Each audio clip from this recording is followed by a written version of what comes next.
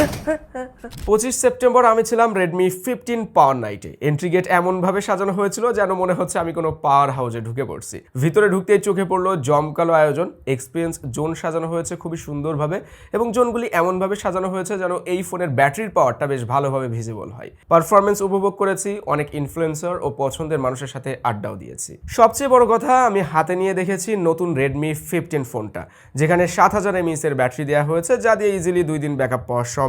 সাথে আবার 80 ওয়াটের রিভার্স চার্জিং রয়েছে। তার মানে এই ফোন দিয়ে আপনি চাইলে অন্য কোনো ফোনকে ফাস্ট চার্জিংও করতে পারবেন, পাশাপাশি ছোটোখাটো অ্যাক্সেসরিজও চার্জ করে নেওয়া যাবে।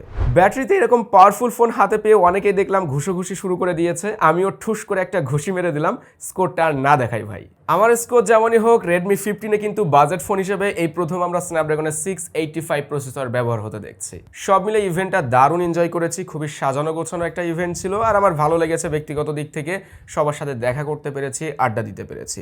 যাই হোক, আমি চাই যে এরকম ইভেন্ট বাংলাদেশে আরও হোক।